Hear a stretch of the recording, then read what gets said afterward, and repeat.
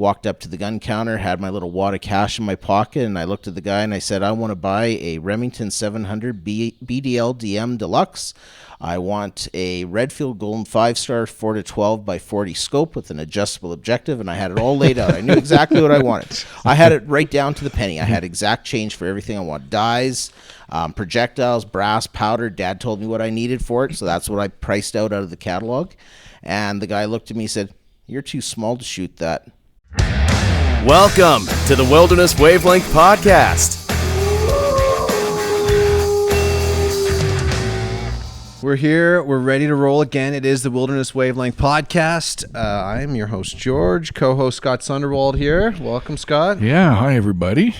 Do the intro for us for our guest tonight, Scott. Got a good friend here. I've known Chris for some 12 years, I think, Chris. We've known each other. Chris Storozhenko. Does that sound right? 12 years? I think it's closer to 15, actually. Holy moly, time flies. But, yeah, I guess we first met each other through brewing home-brewed beer and then smoking fine cigars and pipes. And we're both thinking, it's been way too long since we did that. So we're well overdue for another time around the campfire and bring that out again. But getting to know Chris, learned very quickly. We share a passion for hunting and firearms. Chris is a school teacher by day, but he's big into firearms. A firearms instructor, very knowledgeable with rifles, handguns, shotguns, scopes, long-range shooting, ballistics, reloading, and a whole lot more. So this is going to be a fun evening. Looking forward to diving into some of this. So if you're listening and you're maybe trying to get into hunting or joining a shooting club, Chris has been vice president of the shooting club for a while here in Hinton, and we've got a lot of great stuff we can dive into. So welcome here, Chris. Thank you very much. HintonFishandGame.ca, the website. Man, I was just going through your guys' social media there. You got some cool stuff happening at the gun range. Yeah, there's lots of cool stuff going on out there. We've definitely been on the upswing. We are growing rapidly. Facilities are changing all the time. Yeah. We just put in a 5-stand shotgun shooting facility in the past year here, so that is definitely a highlight of the facility at this point. We've got rifle ranges, we've got indoor archery, outdoor archery, we have archery walk-arounds, we host matches. There's lots happening out there. Youth programming. Yeah. Super cool. I love the archery, like where you're just walking through the forest and you stop and shoot. Oh, yeah, this. it's 3D. Yeah, it's fun. That's so cool. What is a 5-stand? Is that just just 5 positions for shooting shotguns then? Yeah, so you have 5 positions and you have, oh my goodness, how many throwers are out there? There's one thrower going right over top of you. There's one directly underneath you. There's one from either side throwing kind of away and across. There's a rabbit that bounces along the ground. Wow. There's a clay thrower that throws these little tiny targets that are maybe, I don't know, the size of the top of a beer can, right? Geez. So they're just cooking across. Yeah. All you see is an orange streak. There's another one, they kind of do like a little arc as they come around. You get to shoot them as they flip over. Yeah. So there's I'd say probably about 9 throwers out there. Wow, that's cool. Plus we have the old-fashioned trap, which is fun. Yeah. But this is just like golf with a gun, basically. Next it's level. Awesome. What got you into it? Like did you grow up hunting and shooting or? Yeah, I grew up hunting and fishing and shooting and, riding trikes and quads and dirt bikes and skidoos and everything with my family. Yeah. My dad's always been big into hunting and same with the rest of our family. And I just kind of gravitated into that direction as I got older. I started hunting more and more and fishing and traveling all over the place. I was in the firearms industry for 12 or 13 years, and that was definitely... What does that mean? I was actually selling firearms for a company out of Edmonton. Oh, cool. Okay. Oh, see, I didn't even know that. Yeah. Really?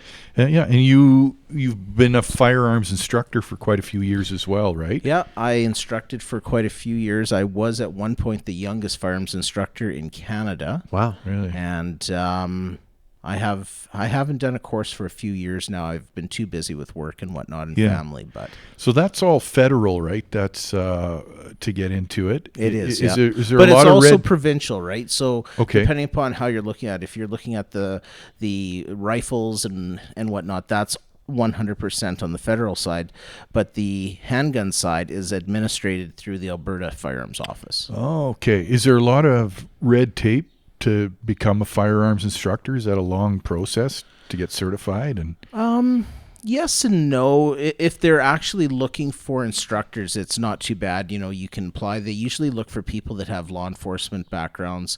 They look for people that have military experience, etc.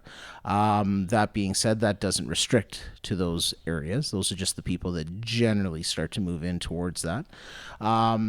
With that in mind, I had a keen interest for firearms when I was a kid, and as I was, getting older, there was a firearms officer by the name of Morris Sawchuk, and I'd called him up because I was searching for a firearms instructor. I was living in Lloydminster, and there was nobody training anybody, and I was getting frustrated, and I finally called him up and I said, "Hey, this is what I would like to do. I'd like to be an instructor. This is silly."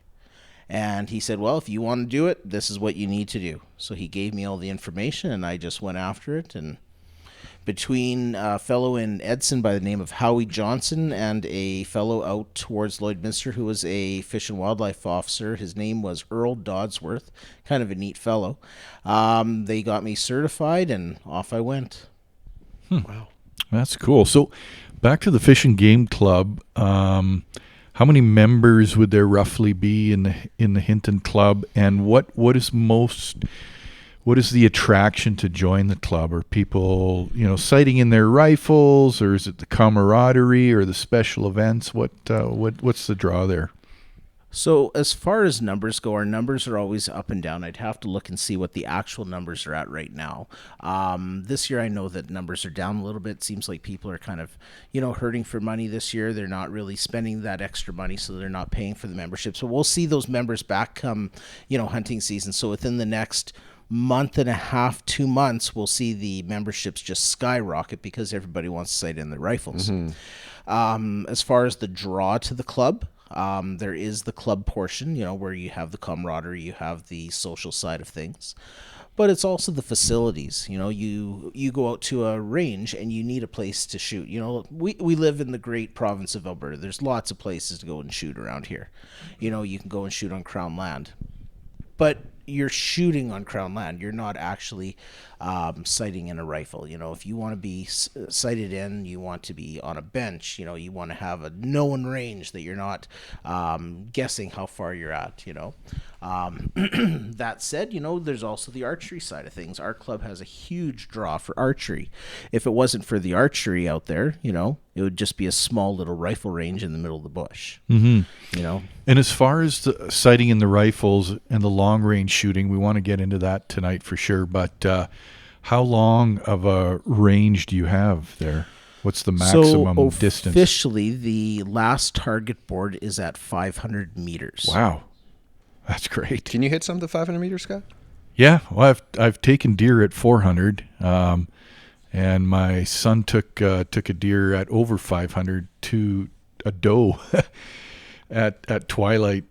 Yeah, that was the first shot he took with his new 300 Win Mag, and he shoots this thing at over half a kilometer away. Wow, that's a good shot. Yeah, it was a good shot. So yeah, we can definitely get into long range shooting because I know that's a passion of yours as well. Absolutely. What's your long shot, Chris?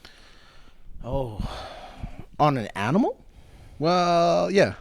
So there's a difference between long-range target shooting and ethical hunting. For myself, for ethical hunting purposes, around the 400 range. Yeah. A couple years ago, I shot a deer at 324 and change. Yeah. But for the average hunter out there in Alberta, we don't really have those long shots. Yeah. Most times when a guy's telling you that they shot a deer at 1,000 yards, it's actually maybe 90 meters. Yeah, exactly. Yeah. How about on the range? What are you shooting? Oh gosh, what am I shooting, or Like how far? How far? Well, recently I was out at the Edson range, and they have a full mile out there. Yeah, the longest mile. So I ever. shot a progressive steel match out there. That was a lot of fun. Cool. So you start off at 300 meters, and you progress out from there. And you score points based upon what size of target you shoot first, right? Yeah. So I can't remember the exact scoring numbers, but I think it's 3, 2, and 1. So the small plates are worth 3 points. The second one is worth 2, and the big ones are worth 1. Yeah. And depending upon how you hit it and the number of times you hit it is the number of points that you get. I didn't come in last, but I definitely wasn't first. There was some cool pieces out there, let me tell you. And you're using 22s for that? You were saying to save on ammo costs? I was shooting a 308 that day. 308. Okay. Yeah, most of the guys out there were shooting 6.5 Creedmoor, so I think there's going to be a little bit of a shopping spree in my future here. To purchase a 6.5 Creedmoor? Absolutely. I am very interested. After seeing how they perform, I was just blown away. Yeah, it's funny because a lot of people love to razz the 6.5 Creedmoor online with hunting, but it is a popular deer caliber. Absolutely. Yeah. But, when you think about it, there isn't much out there that won't take a deer. Yeah. And when you think about even a bear, the old 6.5 Swede was probably one of the best bear cartridges that I've come across in years. It's simple. It works. The ballistic coefficient is there and transfers the energy. You got a go-to gun for hunting? Generally speaking, depending upon what I'm doing, I like either my 300 Win Mag. Yeah. I shoot that quite a bit, but I also shoot a number of other calibers, and probably one of my favorites is 25-06. Okay. 25-06. Interesting. Yeah. It was interesting because I was looking up best all-round deer hunting rifle, and I know for years, 30-06 is always ranking in the top 3. Yeah. For deer. That's what I'm using. 308 is very popular, and 270. Those would probably be your top 3 deer rounds that classically come up. And as you say, though, you could take deer with, dozens of different rounds. According to Alberta this year, you can shoot with 22 centerfires. So is that right? Yeah, it's a little controversial this year, but it's in the regs. I wasn't aware that had so switched 223 apparently. 223. 250. Okay. 220 Swift. Yeah. If you're really adventurous and very, very, I don't know how I feel about it, but you could technically use a 22 Hornet. Wow. Like that's pretty small. That is. And the best all-round big game rifle, again, we've got to specify this is for North America big game, not African big game, is 300 Win Mag. Yeah. And 7mm Remington mag also ranks in the top 3, as does 30-06. So I can tell you from my experience, I came from hunting a lot on the prairies, and I used 30-06 for everything.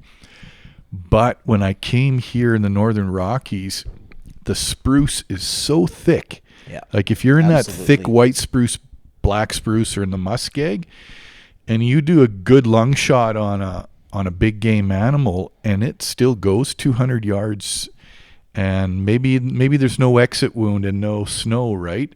And it's raining and it's dusk, and there's nothing worse than losing an animal that you did a good hit on.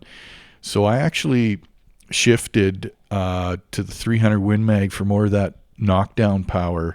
and no looking back. I'd rather, and people are like, oh, you're wrecking more meat. I'm like, you know what, when I butcher that animal, I maybe lose an extra pound of ground meat from that. It's bullet selection too, though. Yeah. If you're shooting a Remington core lock for a factory cartridge, and that projectile goes in and makes a mess in there, that's one thing. But if you're shooting like a Barnes TSX and you have close to 100% weight retention, a hole's a hole's a hole. Yeah. Mm-hmm. And if it's transferring all that energy, that's what you want. Yeah. So the knockdown power of the 3 of those Magnum rounds, whether it's 7mm Remington mag or 300 Win Mag, is fantastic. But what I have learned is just because the animal is down doesn't mean it's down. Like those Magnum rounds, that was something I had to learn after putting away my 30-06. I'd be like, boy, that thing dropped on the spot. and you're pulling out your tags and you're high-fiving and you're walking up to it, and it gets up and runs, and you're like, what in the world? Because that velocity is such a baseball bat, right? But it didn't necessarily make a kill shot. So if you're... it's all about shot placement. Shot placement, absolutely. Yep. So now I sit and wait and see if that thing's going to try to get up, Yeah. Do you guys have a handgun range out there too then? We do, yes. Yep. Is that something you're into? Yeah, I do shoot some handgun. Various calibers, everything from 22 all the way up to, what have I got now, 44 mag. It's probably the largest that I have. I've got black powder cap and balls. Oh, wow. I've got a saw handle 45 caliber, which is kind of a cool little piece. Everything down to like little 380s, and a 1922 Browning. Like, it's fun. Sheesh.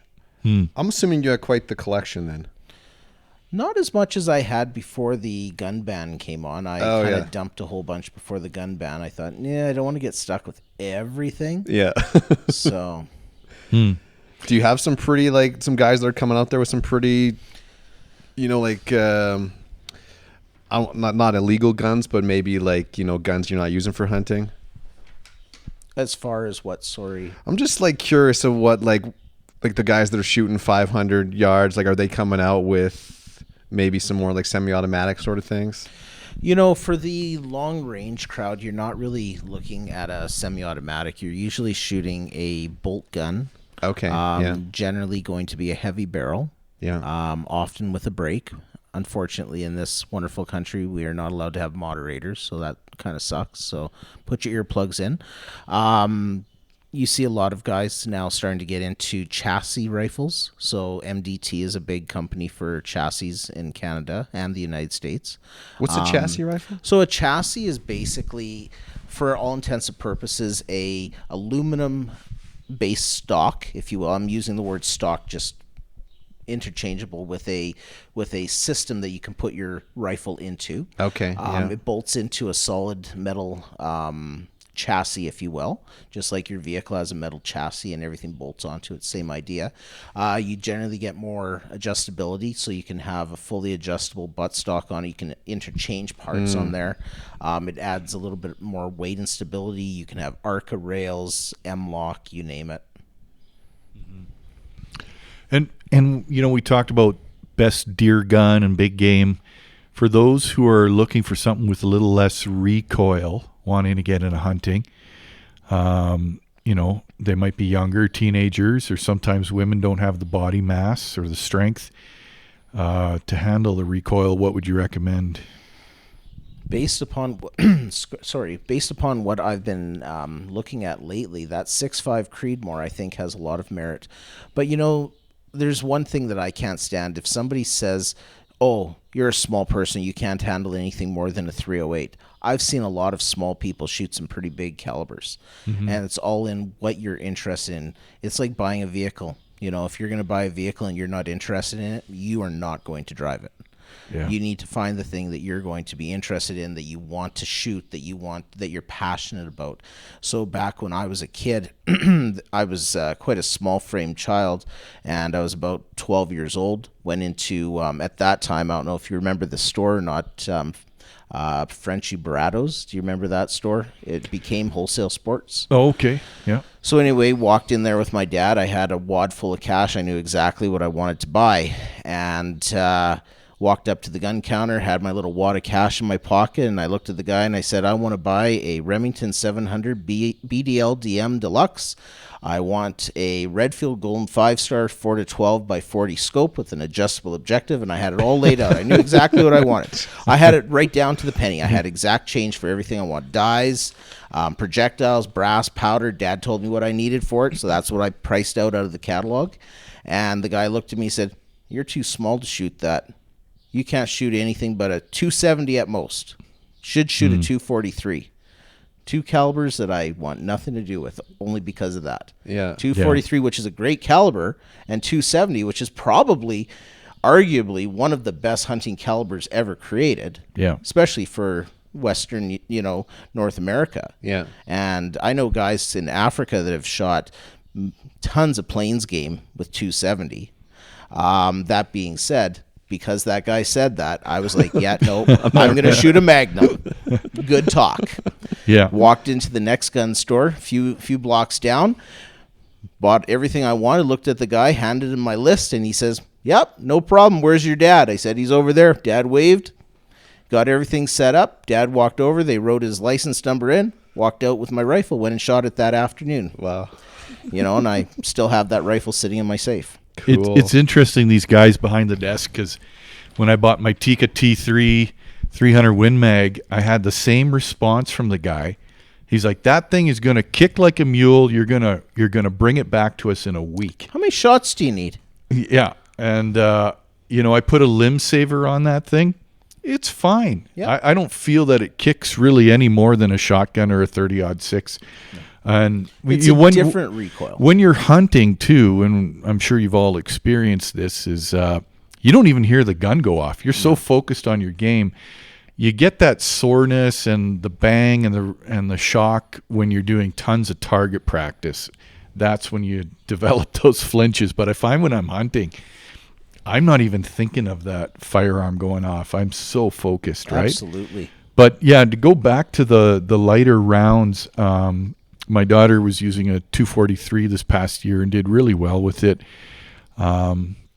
Again, not a lot in the way of knockdown power, but shot placement.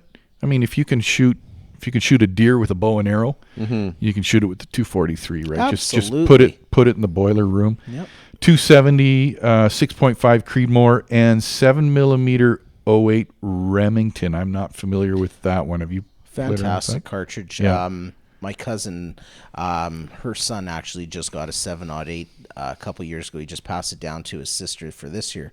That being said, I had one in a Remington Model 7 years and years ago. Fantastic cartridge. It's basically a 308 neck down to 7mm. Just it's a Wildcat basically is what it ends up being. You can shoot anything you want in North America with that without question. Yeah. Are you making your own bullets then, Chris? I do, yeah. Is that quite the process involved, or? Yeah, it's relaxing. It's fun. It's a hobby. It's like anything else you want to get into. You can get out of it what you put into it, right? Yeah. For me, it's all about the consistency. I prefer the consistency of my hand loads over factory ammunition. The cost is definitely, I'm going to use quotation marks, lower. The only difference is you shoot more. Yeah. Right? It's like my grandfather used to always say, it's a lot cheaper to roll your own cigarettes. You just smoke more of them. Right. Exactly. Yeah. Or brew your own beer. Or brew your own beer, right? You got 60 bottles sitting there. It's pretty dangerous. Yeah, that was my question. And of course you have to invest in all the the materials to load that stuff. Absolutely. Right? But you can get into reloading fairly inexpensively. And then just upgrade as you go. Buy a good press. Start off with a good press. If you're looking at just shooting rifles, just get yourself something like a RCBS Rock Chucker right off the bat. You've got a press that you are going to be okay with. Can you go up from there? Absolutely. Can you buy something of less value and still get the value that you're looking for? 100%. I know lots of guys that have loaded on a simple Lee press for years and years and years and had zero issues and make some pretty good ammunition. And you keep all your brass, you reload. How long can you reuse brass? There must be an end date to it. It's funny that you should ask that. I was just over at my neighbor's place a couple days ago, and he was having some case head separations with his 7mm Rem Mag in a Tika T3. And he said, well, why is this happening? I said, well, brass has a shelf life. You can only shoot it so many times, and then you should be, thinking about, getting some new stuff.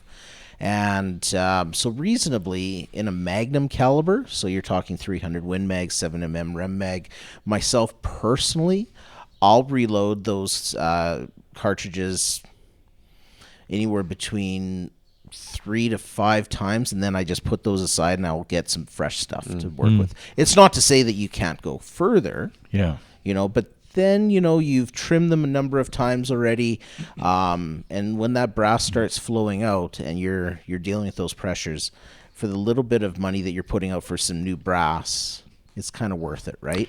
Yeah. And ammo's so crazy expensive. it's unreal. I bought a box of 300 Win Mag from Cabela's. I think I paid $79 Canadian for a box of 20. I was at Walmart here the other day just Yeah. for pure curiosity, and I walked past their ammunition. I took a look in there. They were selling a box of 223 varmint something or other. I don't know what the projectile was. I just looked at the price and my eyes bugged out. They wanted $90 for a box of 20. Oh, that's crazy. They had some 6.5 PRC on the shelf, and they wanted close to $200 for them. Yeah.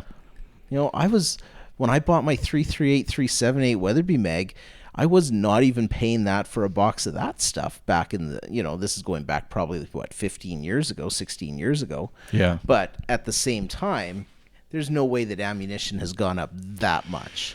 No, it seemed during COVID, remember the shelves cleared out because all the preppers were freaking out and filling their school Absolutely. buses buried in the backyard with the stuff and along with their stock of Bibles and whatever else was in there. But I don't think the prices ever came down after that. I think they've gone up. Yeah. We're starting to see the price of primers starting to come down a little bit. For a while, primers for large rifle magnums around here, if you could find them, you were paying about $500 for a brick. Well, I was paying less than $1.50 for them the last time I bought a full brick prior to the price increase. Yeah. So $3 at one point was a huge amount, and you were buying match primers for that price.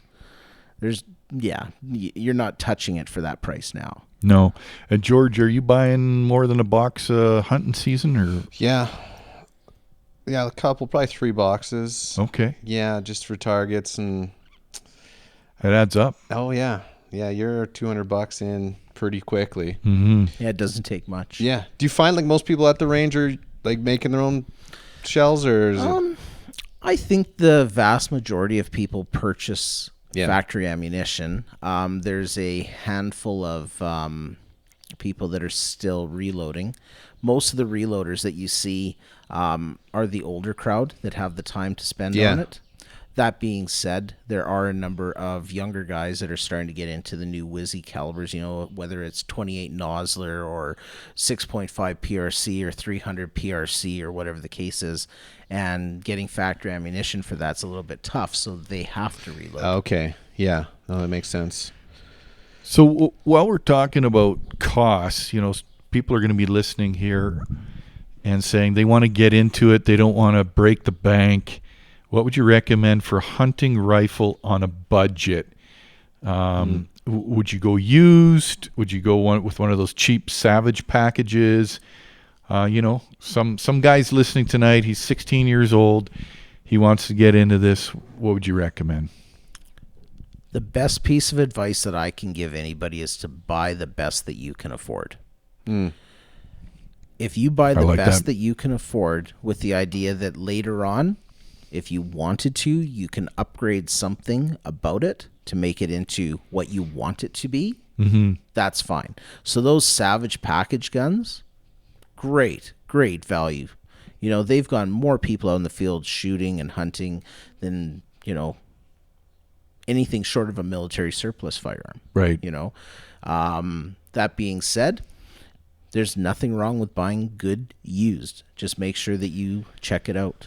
Yeah, well, I was going to ask you about that because I've certainly bought used firearms, but this whole idea of is the barrel shot out?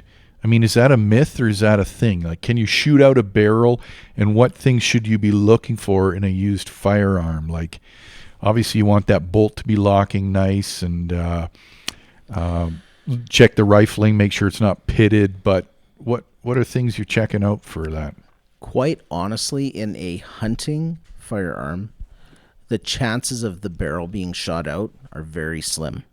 There are people out there that are shooting Grandpa John's 303 British that came back from World War II, and they're still doing just fine with it. Yeah. Now, depending upon what you want to do, excuse me, you definitely want to know what you're looking for. So if you're starting to look at something that is a high pressure cartridge, so if you're looking at, well, I just mentioned that 6.5 PRC, there's a better chance of that burning the throat out than a 30-06. A 30-06, you've got thousands of rounds that you can put through that before you even have to start thinking about it. The best thing you could do if you're looking at a used firearm is just make sure that it looks clean. It doesn't look like it's been drugged behind a truck. Take a look down the barrel, like you said. Look for pitting. You'll know that it's been taken care of just by looking at it. If it's like looking at a used vehicle. If you look at a used vehicle and there's a great big dent in the side, well, chances are there's something else wrong with it. Take a look under the hood, look down the barrel, look at the crown, make sure there isn't big nicks in the crown of the muzzle. If that bullet's coming out of there and it's hitting a nick, or a dent or whatever at the end of the barrel, well, your accuracy is going to be diminished significantly. As far as the action goes, you would need a set of go-no-go gauges to start checking head spacing and everything like that. But for the average hunter, I wouldn't even worry about a used rifle. If you find something you like and it looks good and it looks like it's in good shape, chances are it is. Take somebody with you that knows what they're looking at, but you can get Chris good along value. With you. Yeah. Remember those Lee Enfields, those old Lee Enfields? You could grab them for $50. Yeah, and now they're going for WW Arcade. Remember that place? I sold 3 of them, and now I'm thinking I should have hung on to them. Guys are buying them for $1,000 now. Jeez. Absolutely. We used to call those things Newfie Moose guns, and we sell them for $25 all day long. When you're buying a gun, Scott, like a used gun, are you meeting someone at the range to take a few shots with it then, or is it? It's one of those things where you go to a guy's house, you look at it. It's not really like you can say, hey, can I take this to the range? Mostly, as we said, I'm taking the bolt out. I'm staring at a light bulb, making sure there's no rust and no pitting and all the obvious things. But this whole idea of this barrel is shot out, I've always questioned what that actually means. I guess if you went through World War II and you blasted a few thousand rounds through your 30-06, maybe you shot out that barrel. Highly unlikely. There's still lots of those rifles on the range performing very well. And they're still doing just fine. Yeah. But, there's also the side of, the accuracy that you're looking at the extended ranges. So if you're a target shooter and you're shooting out to a mile, if you will, you know what? That barrel does have a shelf life. I've got a buddy out in Edson, and he changes his barrels out regularly. Depending upon the caliber, he might only shoot 1,000 rounds out of a barrel, and then he's changing it out. I know he usually does 2 or 3 barrels when he starts a new rifle. But of course, I'm sitting there waiting. Most deer are taken under 100 yards on average, right? Absolutely. Maybe 200 yards. So, and it's only taken 12 shots. Oh, they do it on the first shot. Oh, is that it? Yeah, the first shot. Always. Yeah. Dream hunting rifle. George, what's yours? Money. Man. You've got a pot of money as big as you need. Yeah. We're talking optics, make, caliber. What is it? I have no idea, Scott. I don't know the guns like you guys know them. I'm using the gun that my grandpa shot a moose with, and then my dad shot a moose with, and now I'm shooting a deer with. So. And what is that one? It's a 30-06. Nice. Yeah, and it's got it's a really old scope on it. And so I was thinking of getting a new scope for it, and I was talking to a buddy. He's like a big gun guy too. He's like, you can't change that scope. Like your grandpa used that scope. That scope's meant for that gun. So if you get a new scope, you got to get a new gun for it. So, is it a 3x9 on there? Do you know? I don't know. If it's really old, it might be like a 4-power. It might be a straight K4 or something like that. Yeah. Okay. Well, we'll come back to you, George. Yeah. You talk about yours. You think about that, Chris. Dream anything you want, any optics you want. This is hunting rifle we're talking. So I can't go to like Dillon Precision and get one of those Gatling guns. No 50 cal, no whatever. 50 cal with heat-seeking warheads or anything like that. Nothing like that. Okay, so your dream hunting rifle with optics. What are you getting?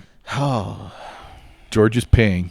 We're going. George is paying. George is paying. We're going. Yeah. We're going tonight. How deep are your pockets? Sir? They're pretty shallow. They're pretty shallow. Okay, well then let's go back to the used. He's gonna no. He's gonna remortgage the house. Right. Yeah, I'll sell the house and then yeah. You know what? I don't know that I would go hog wild on anything specific, other than the fact that I would want, and you know what I'm talking about here when I move in this direction. I would probably look at a Tika T3X. Oh yeah. Okay. I love their barrels. They shoot very well. I would probably drop a Leupold, probably something like a 4-12. As far as the series goes, I don't know. That one's a tough one. I'd have to think about that a little bit as to which level of Leupold I'd want. And I would definitely go with a synthetic stock. I'm done with wood. Okay. Wood, nope, don't want wood anymore. How come? Just because of the weather we have here. You get a lot of issues with barrels shifting in your actions, the actions not being set in properly unless you glass bed your stocks.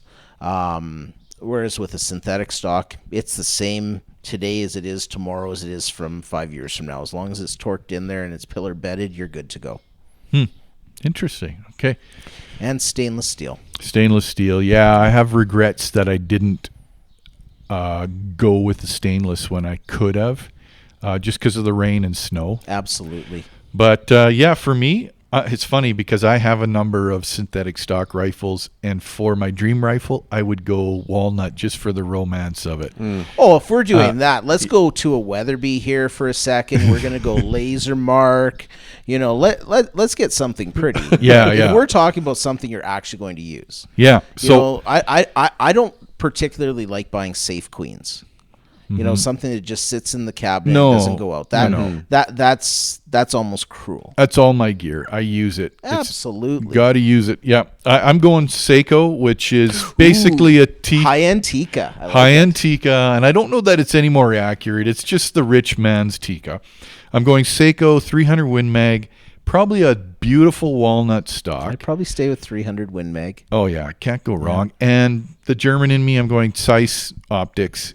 And as long as it's got some sort of BDC reticle, I can't go back having used those and seen how accurate they are. But we're looking at a firearm package that's, I don't know, I'm probably spending $6,000 easy on this Canadian package. dollars. Yep, absolutely, all day. How much for a bullet for one of those then? What's that? What's the bullets go for those ones? Like pricey? Oh, 300 Win Mag. Again, a box is $80, so it's $4 a shot. Every time you shoot, so it gets a little painful. Yeah. The dream hunting rifle. What's holding you back then? Cash right now, or what's life, mortgage? Yeah, absolutely. Sighting in your rifle. I wanted to dive into this. What's your process? Are you doing that each year with your firearm? Are you constantly sighting in? Are we talking about a hunting rifle or are we talking target? Well, let's break it up. Break it down for me. Okay, so for my hunting rifles, one of the things that I have always liked to do is I always have a 200-yard zeroing. And the reason I do that is because where I hunt, I do have the ability to reach out to that 3-ish range. Okay. So if you're shooting a 300 Win Mag or a 25-06 or a 257 Weatherby, or any of those hunting calibers, you have the ability to stay on target between 100 and 300 yards with a 0 at 2. Without even having to think, you pick that thing up pretty and much boom. You pick it up and boom. You know, if you range your animal and it's out at 300, you know that you might want to just lift it up a little bit. You know, it takes the thinking out of it. Whereas you have your BDC reticle, I'm talking about a straight duplex. Yeah. If I was to go back in time, the rule of thumb was always, you know, you're shooting a 30-06, 270, 300 Win Mag, any of those, you sight in anywhere between 2 to 3 inches high at 100 yards, and you're good to go. Just go. That's what we did for decades. Yeah, yep. That was the thing. You had your 3x9 scope, your 30-06 at 100 yards. You're aiming or you're sighting in about 2 inches high, and then you're good to go. Pretty safe out to 250 yards on most game. And now I feel like it's a very different game. Like Oh, optics very is much become so. insane, right? And the whole thinking with optics is you should be spending as much on optics as you do on your rifle. Mm-hmm. There's some good optics out there now that you really do not have to spend a lot of money on. You know, like if you look at something like an Arkin EP5, which is on the heavy side for a hunting rifle, but great scope for a target rifle, you know, you're looking at Canadian dollars here, right around the $650 mark. US dollars about $499. And I know guys that are shooting those things out to a mile. Really? No problem. And all you do is you sight it in. You have your 200 yard zero or your 300 yard zero or your 100 yard zero, depending upon what it is. You know your speed of your projectile. You know your ballistic coefficient. You plug it all into your telephone. And, well, I've got it open here right now. And all you do is you just swing it to whatever yardage you range at, and you know exactly where you have to turn your dials to, and off you go. It tells you your wind, your elevation, everything. Wow. Like, it's pretty cool. Like, this is set up right now for the little 22 that I'm shooting, and the match that I'm going to at the end of the month, we're shooting out to 700 yards with a 22 long rifle, which is pretty skookum. That is Jeez. nuts. And all you do is you just zip it in here. Like I just did a roll on here, and I can tell you with that one that I'm shooting right now at 213 yards, I need 7.9 mils. And with our current wind, I'd have to dial right 0.7. I'd hit it right now. I was going to ask you about wind. Are you're factoring in the wind? Do you have a wind meter out there for Yeah, that? you need to have a Kestrel if you're doing that. Yeah. You will pull some data from the weather stations that you're pulling off of for these apps, Okay. but having your data from where you're at is always the best way to go. What is that app you're using? The one that I prefer the most is called Revic Ops. Revic Ops. Okay. I mean, I feel like scope-wise, Vortex has just taken the world by storm. I remember when Leopold was kind of the big thing. Mm-hmm. I invested in Nikon scopes, loved the optics, good price, and then I think they became anti-hunting. I looked it up, and they suddenly stopped making scopes, and they were big into binoculars and cameras, of course. And I was ripped off because I'd bought these top-of-the-line Nikon scopes with lifetime warranty, and now the best I can do is get a credit if something breaks, but I'm not getting another Nikon scope, right? Yep. But a lot of these, I remember Leopold came out with the lifetime warranty, like you could drive over this thing with your truck, send it in, they're not going to ask any questions, and now everyone's followed suit, I think. Most manufacturers have the lifetime warranty. I was at a garage sale about a year ago, and there was a Bushnell scope sitting on the table there, and I looked at the guy and I said, "What do you want for that?" He says, "Oh, I don't know, whatever." So I bought it from him. I think I paid like, I don't know, $40 or $50 for it. He just wanted it gone. Yeah. And I looked at it and I said to myself, what should one do with a used scope that one just bought at a garage sale from Bob who knows nothing about it? Send it in. So I sent it in. They sent me a brand new scope. Wow. I didn't know Bushnell Yeah, had Bushnell that does it warranty. too. You know, Yeah. that's great to know, because I As a did. matter of fact, they gave me a set of Butler Creek scope caps for it also. Geez, that's fantastic. Yeah, I thought it was great. Because I got a used rangefinder from Leopold, and it wasn't working well. Sent it in. They gave me a brand new upgrade, like no cost, no question, nothing. You know, so they really do stand behind their warranties, which is fantastic. And you know, all the companies are good. Vortex has been awesome. Yeah. Loophole has been awesome. You know, the good old fashioned Bushnells. They've been standing behind their stuff for years as well. You know, Yeah. I think Vortex and Loophole probably, in my opinion, have one of the best warranties out there. I've never had an issue with a Vortex scope where they wouldn't fix it. Yeah. Huh. I don't want to get off of, because we're talking sighting in your gun. I just got my dad, his gun was a little messed up, it seemed like, so I got him one of those lead sleds. That people using that at the range, is that something that you've noticed people Yeah. having success with? Or There's still guys using the lead sleds. There's lots of different rests that you can shoot off of.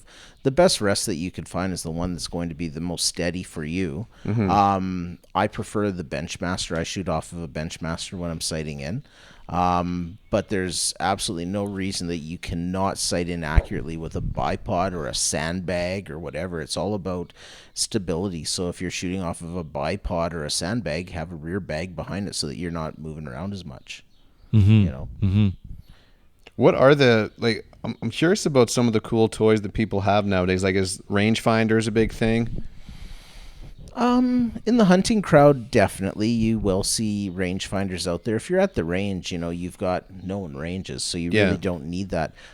Some of the biggest, whizziest toys that people are buying aren't actually all that big anymore. They're looking at things like chronographs, and some of the newest chronographs out there are no bigger than a deck of cards on a tripod. Little tiny tripod sits on the bench right in front of you. Garmin makes a great one. Athlon just came out with one not too long ago, and they're going head to head with Garmin right now. I was just actually watching a YouTube video about them a couple days ago, and the Athlon is going to come in probably $200-$300 cheaper than the Garmin, and there's nothing wrong with them. They're great.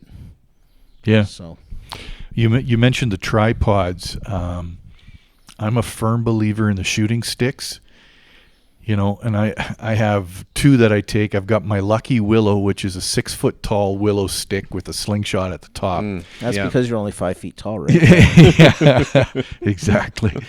But yeah, you know, sometimes I know if you're on the prairies, a lot of guys like to use the bipods when they drop to the ground. You can't do that in a cut block in the Northern Rockies. You'll see dick all. So you're going to need a shooting stick.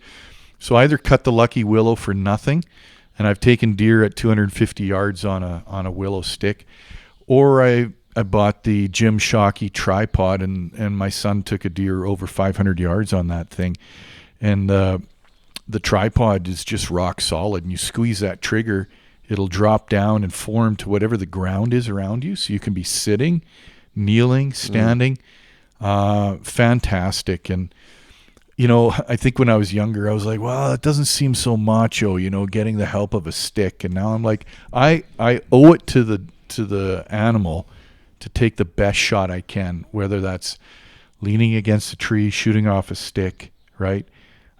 This is not the time to be, you know, John Wayne. So no truck windows or anything like that. The automatic adjustable. Right. You got to have some ethics here, right? Yeah, that's right. Okay. Yeah, the spotlight and the truck window. I am curious, like, you being an instructor for years, like, I'm assuming you ran into some pretty interesting characters. Anyone that you've, like, taught that you're like, okay, you shouldn't be using a gun? Yeah, there was quite a few over the years, and you have to use your judgment call, and sometimes it's not always easy, but it's the right thing to do. Yeah. You know, if your gut feeling is like, yeah, this guy is not safe, or this guy, something's going on, you need to make that call. How do you break that news to him? Just do it. Yeah. It's not like you're telling me he has cancer, and you're just telling me he can't have a gun. You're not allowed to have a gun. Yeah. I spent some time at the range.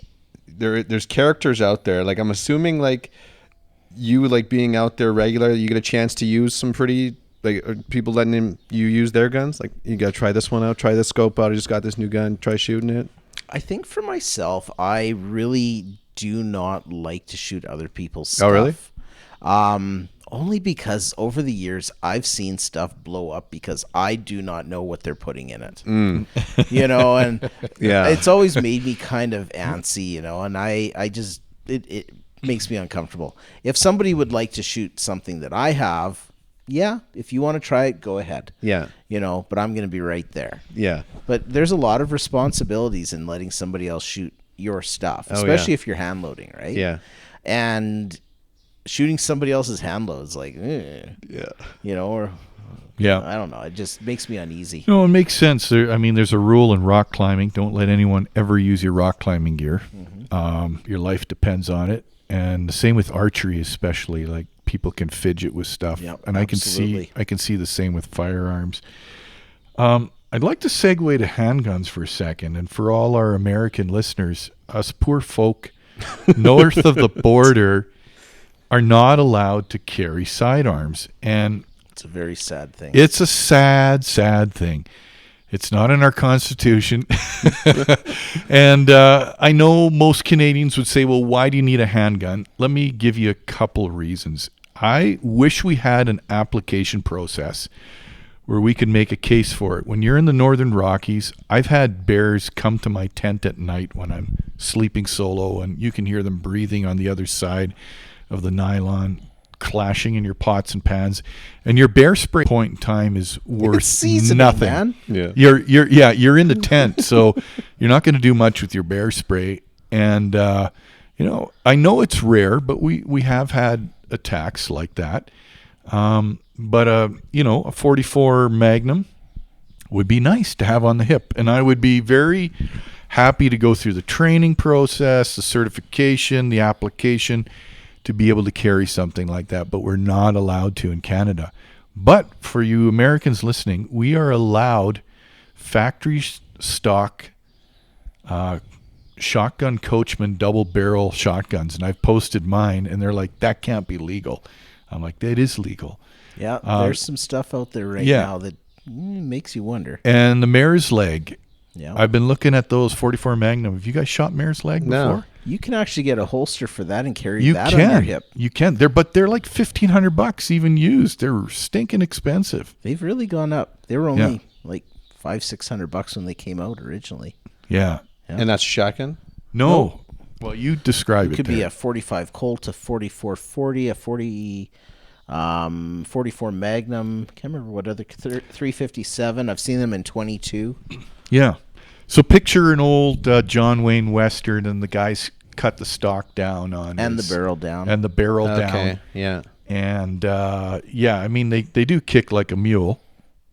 They're not really a long range, although I've seen guys plinking pretty good with out to 100 yards with those.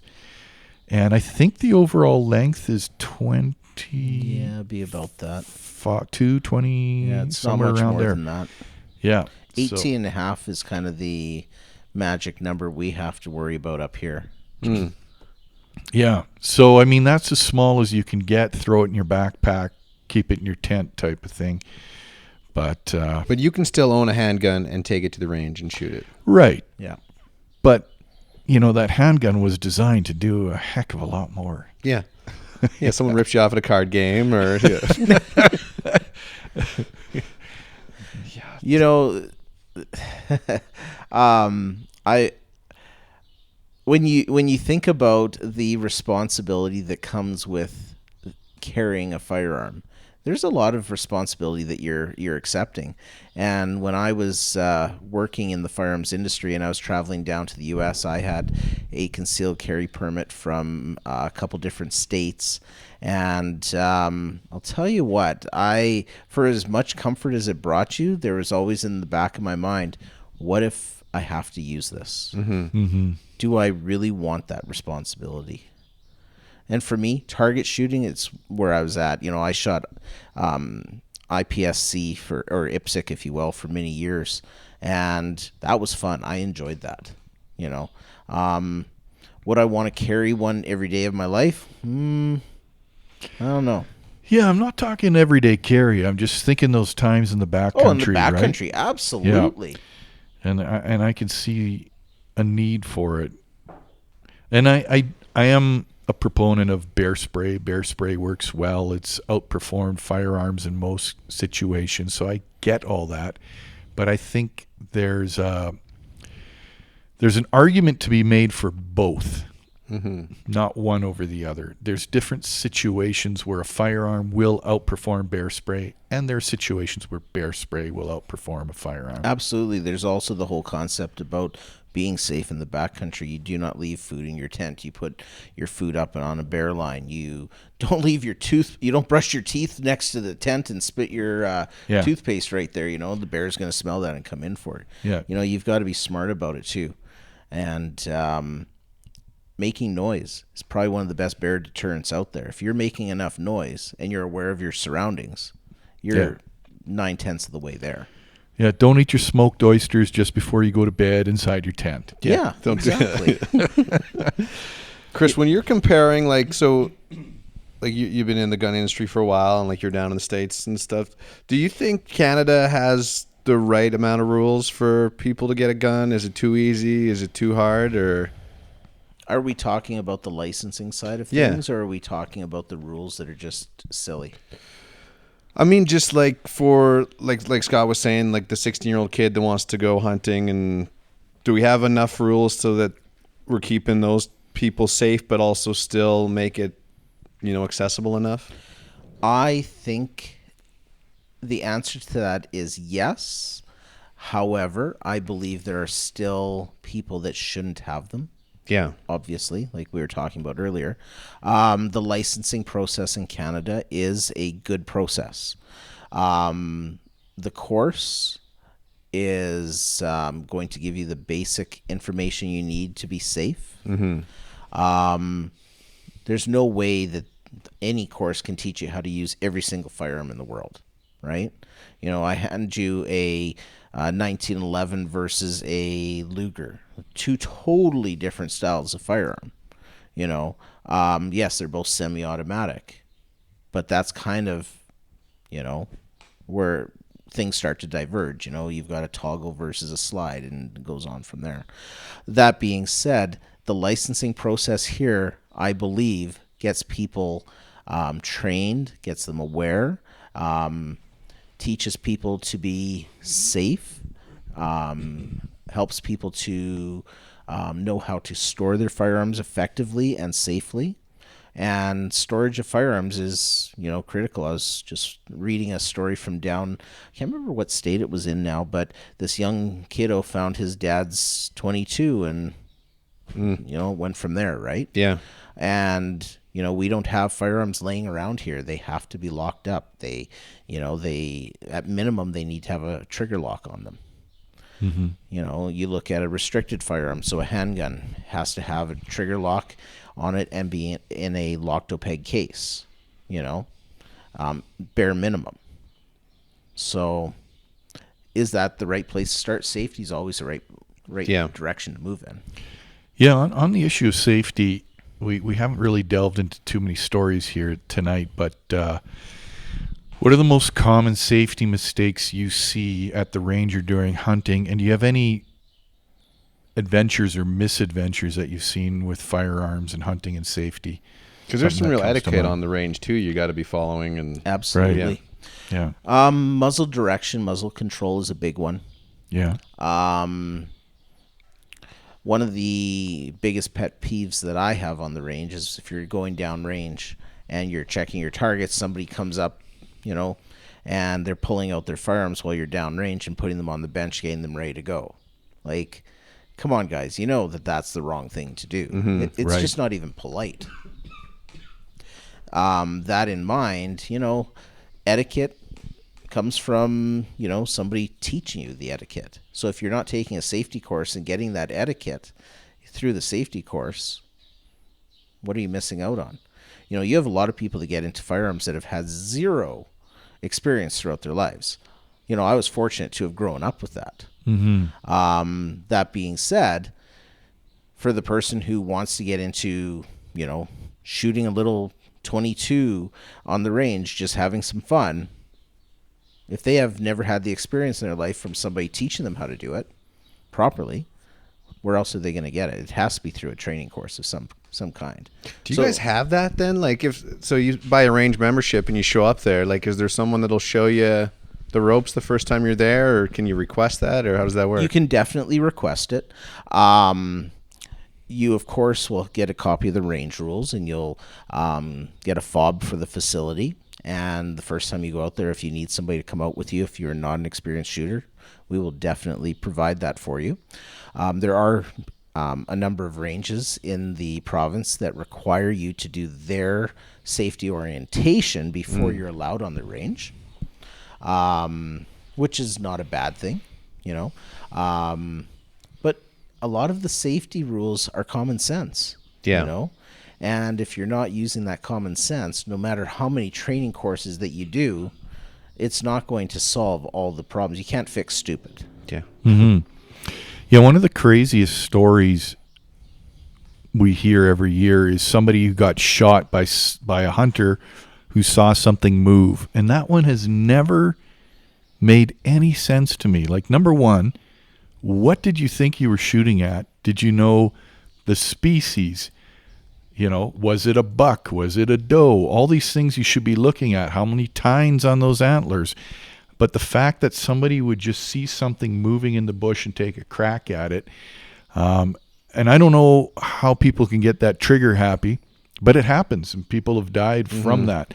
I have a friend who's been shot by a guy with a shotgun and ended up with multiple pellets in his arms because he was walking through the bush and somebody thought he was a grouse or something. But it's like pretty big grouse. Yeah, pretty big grouse. Yeah. Camo. Another craziest story I ever heard was you hear about the duck hunter that got shot by his dog. No. I don't know if it's an urban legend, but it's a good one. They found this guy, duck hunter, dead, and he had his shotgun lying in the truck bed pointing towards him, and they put two and two together that his dog had jumped in the back and stepped on the trigger and shot him. Oh, jeez. So a loaded firearm, just lying down is a hazard, right? That really opens up that whole conversation about the safety course. If a person's getting into a vehicle, number one, should you have a loaded firearm in a vehicle? The answer to that is no. Yeah. And in the wonderful province that we live in, that's actually very illegal. Sure. Across the country, actually. That being said, why was it sitting in there loaded? There's lots of questions that I have here. Why was he not in direct control of his firearm if it was loaded? Who taught the dog to shoot? Where was the dog safety course? Come on. Rufus needs some training. Maybe the dog had a vendetta against this guy. Not enough treats. Been planning it for a while. Yeah. I'm curious, too, on your gun cleaning process. You clean your guns like every time you shoot them, or how regularly do you clean them? That's a great question. So for me, cleaning a firearm is a chore that I am not a big fan of. Do I do it? Yes, I do. Do I do it every time I shoot it? I should, but I usually don't. Yeah. For me, it all depends on the number of rounds that I've put down the barrel. So my rule of thumb is if I'm going to the range and I'm just doing some target shooting and I shoot 20 rounds, if I was just target shooting, I'm going to clean it so it's ready to go. But for me, I always find that my best accuracy isn't on a clean bore. It's like a hockey player that doesn't like the clean Zamboni ring, right? Yeah, or in the playoffs you don't shave, right? Yeah. So is there some superstition in there? Maybe. Might be. But I know a lot of guys they go full bore. They make sure that all the copper is out, all the carbon is gone. And removing all those different contaminants from your barrel definitely will do something, but there's also something to be said for having a little bit of fouling in there. Yeah. For me, it's more an issue of moisture. I find Absolutely. if I'm out hunting and it's snowing or sleet or rain and I come back and my barrel's soaked and I got snow down everything, now I'm taking care to make sure the rust doesn't set in and that sort of thing. What do you think about WD-40? I know guys are on the fence. Some guys love it for firearms and others say don't you dare touch it. Like, personally, I don't use it. WD-40 has its place in the world. I hear it's really good on sore knees. Yeah. I hear rheumatoid arthritis. Yeah. I think there's a lot of products out there that are a lot better. Sure. Now, do you need to spend crazy money on something specifically made for firearms? I don't know. I know an old guy that swears by 10W30 oil, and every time he does an oil change, he flips his bottles upside down and he saves them all up, and then he oils his guns with that. Oil's oil, right? Right. The old timers use bear grease. Grease, absolutely. Yeah. So WD-40 is probably not the best, but it's if probably that's not all the you worst. have, It's driving out the moisture. Yeah. It's keeping the rust away. Totally. And, I think that it goes back to what can you afford? If that's what you have available and that's what you've got on hand and you need to protect your firearm, go for it. Is it my go-to? No. Yeah. George, are we ready for Would You Rathers? Let's do it. Yeah. You got one there. I got a good one. I got 4, so you go first, man. Okay. Should I be worried? No. This is like zombie scenario and the end of the world-ish. You going shotgun or pistol?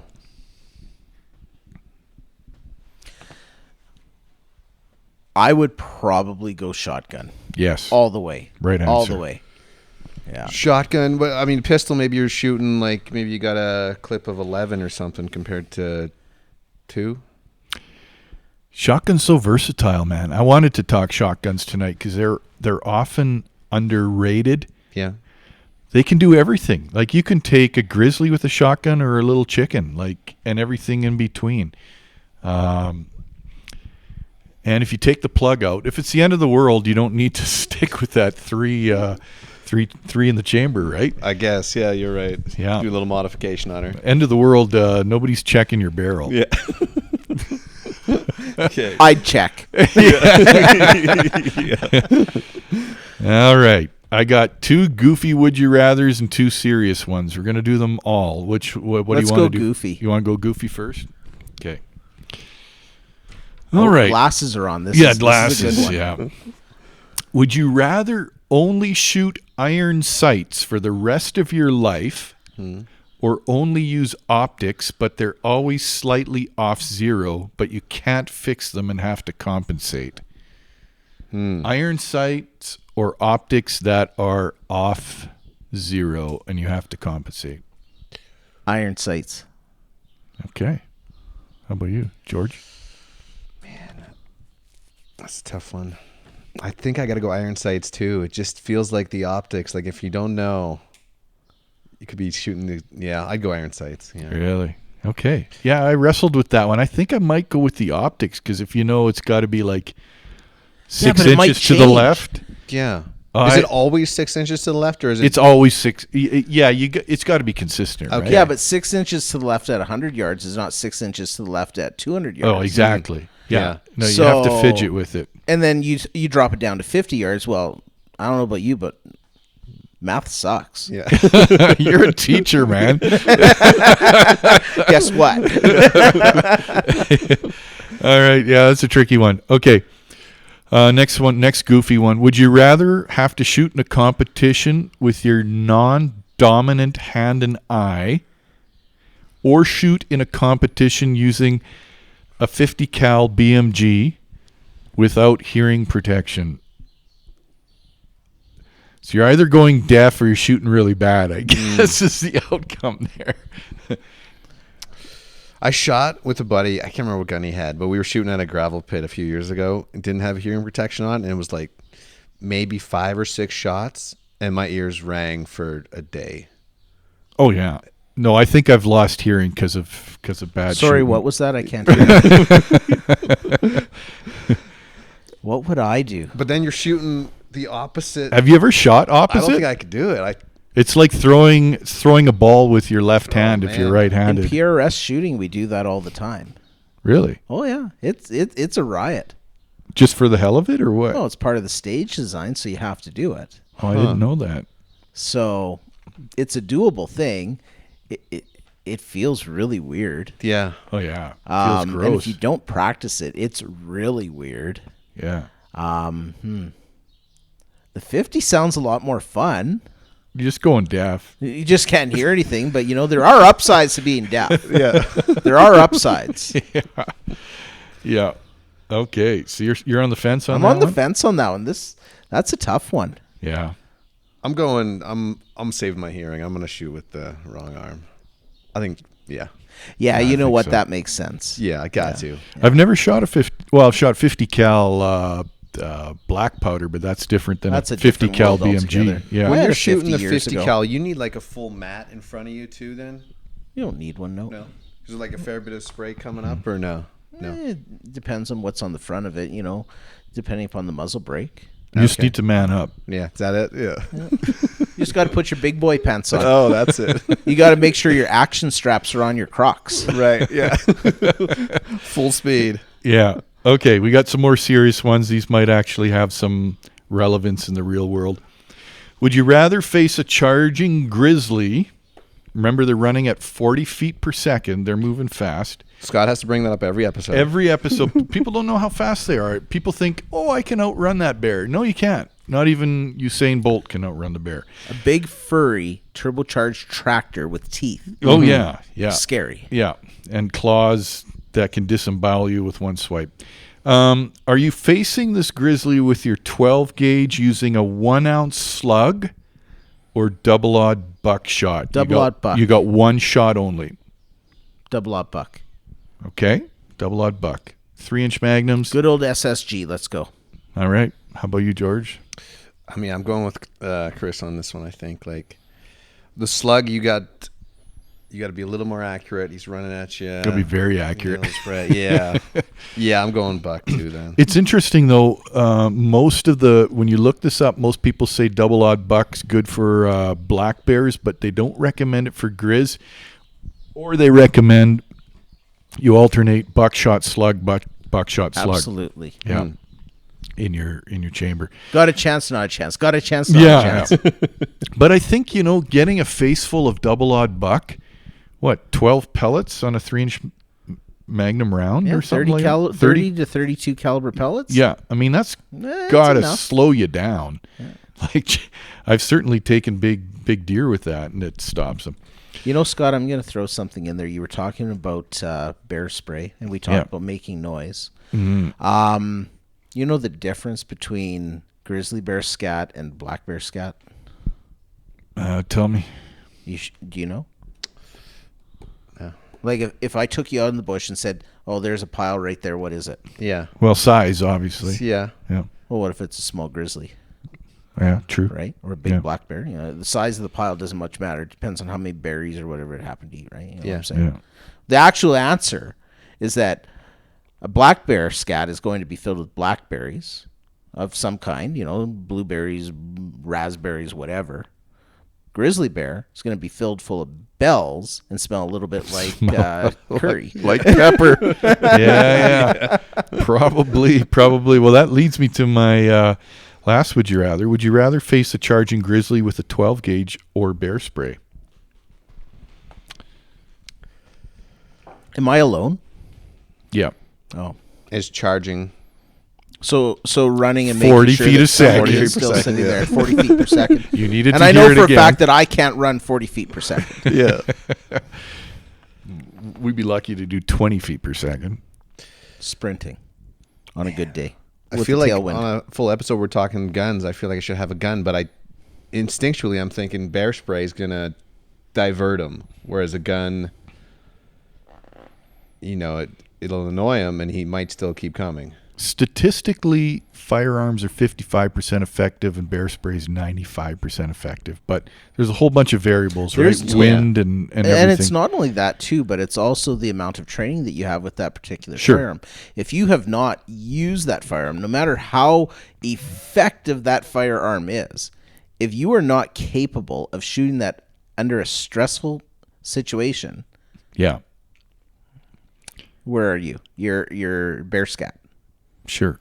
So the answer is whatever you have on you is, what you should have. Maybe you should have both.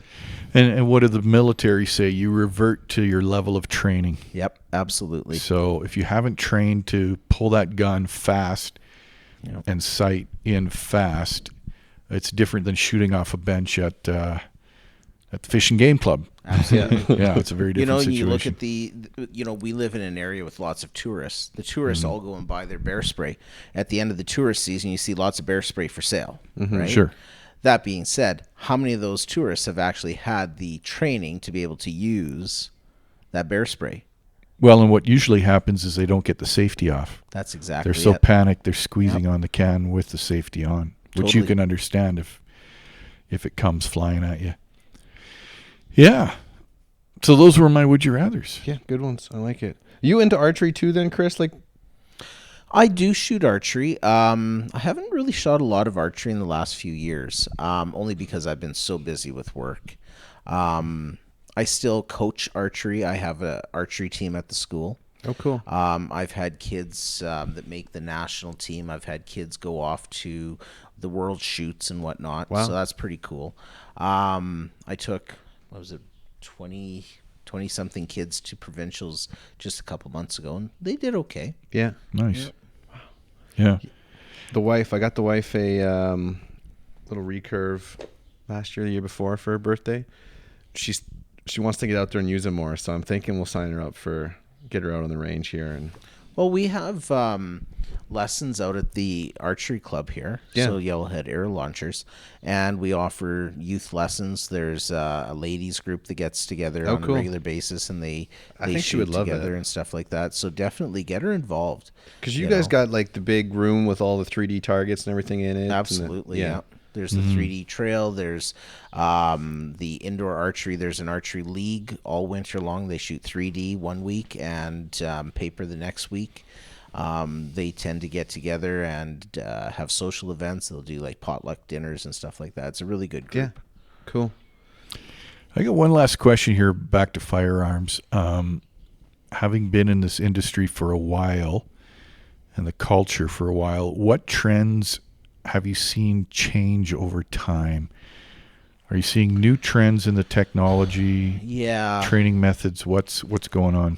So when I first got into the firearm industry, it was all about finding that used firearm. Then it moved into everybody buying the package firearms, that we talked about earlier. And the big thing right now is precision rifle. Everybody's getting into precision rifle shooting. Is that the optics or It's everything? the optics. It's the platforms. It's the calibers. It's the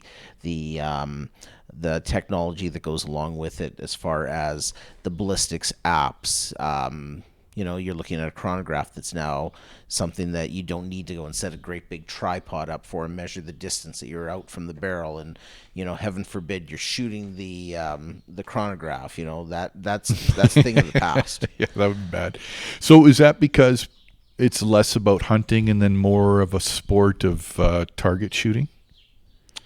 I think a lot of people, depending upon where you live, there's not a lot of people that get into hunting specifically just to shoot firearms. There's a lot of people that get into shooting firearms and then get into hunting if that's not part of the culture that they've grown up with. Right. But when you look at it, it comes down to what people have available to you. So in the city, people go to a gun club and they shoot at a gun club, right?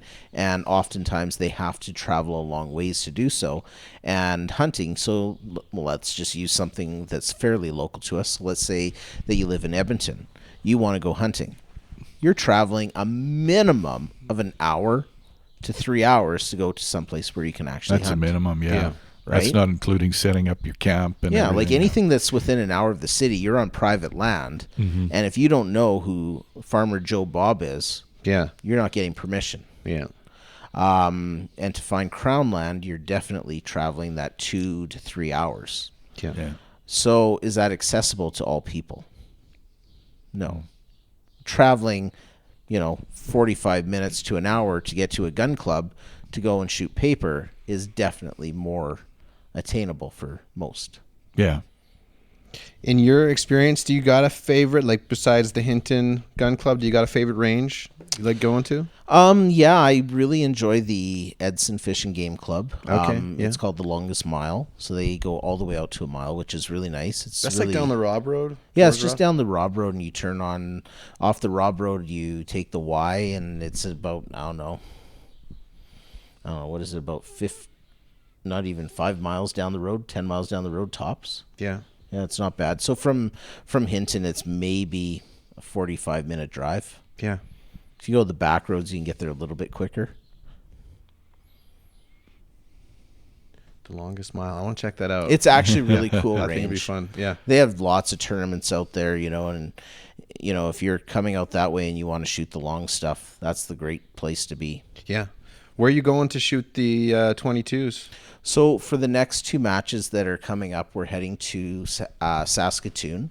So we're shooting a NRL 22 Hunter match on, I think, whatever the Saturday is. I think it's the 28th, if I'm not mistaken. Does that sound right? And then on the 29th at the same range, we're doing the 22 long range shoot. And you shoot all the way out to, I do believe it is 700 meters. I'm just going to pull it up here real quick because I was actually just looking at it before I got here just to make sure I had all my data set up properly. So it's at the Twisted Rooster Ranch in Saskatoon, and the way it starts off is where is it?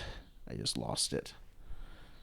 It's called the King of the 22. Yeah. So you're shooting a Pepsi can size target. You start off at 100.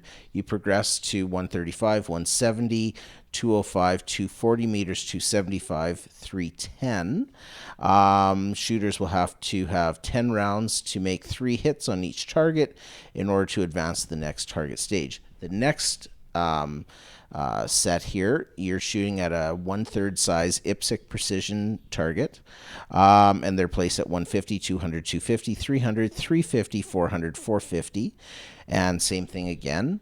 Then you move to a 12-inch ELR square, and you start at 200 and you stretch out to 500, and then you progress to the King of the 22 mile. And you're looking at a 24-inch at 300, a 30-inch at 350, a 30-inch at 4, 36-inch at 450. Then we have targets at 5, 550, 6, 650, and then at 700 meters, you are at 48-inch target with a 22. Wow. You know, like Yeah. that's huge. So 700 meters. oh, 4 absolutely. foot That's target. a long ways. That's a long ways for a center fire. Set aside a rim fire. Yeah. Crazy.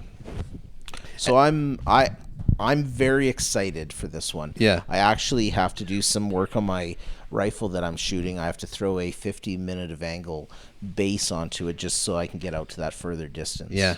Crazy. Okay, well, keep us. We'll have to get you back, Chris. I want to hear what happens with these tournaments, and then, so if people want to get involved with the Hinton Fish and Game Club, hintonfishandgame.ca, the website. Absolutely. You can purchase your memberships right on the website. Yeah. We Any have, fishing going on with the Hinton Fish and Game Oh, Club? tons of fishing. The fishing season is just really kicking off. I'd love to tell you where to go, but I hear there's no fish in the water yet. Hey, Scott. It's like Scott's not giving away any secrets either. Yeah. We could tell you, but we'd have to kill you, George. Well, you could always hit Maxwell Lake. Maxwell Lake, Maxwell I'm Lake. positive you're going to catch something. Maxwell at Lake, Maxwell 5 Lake. of diamonds. That's what I Yeah, tell everybody. exactly. You can't Scott, go pull wrong. some big Yeah, ones with a out of piece there. of bubble gum on it. Yeah. Well, thanks so much for coming on, Chris. This is Absolutely. awesome. I think Yeah, it was a great time. Thank you so much. Yeah.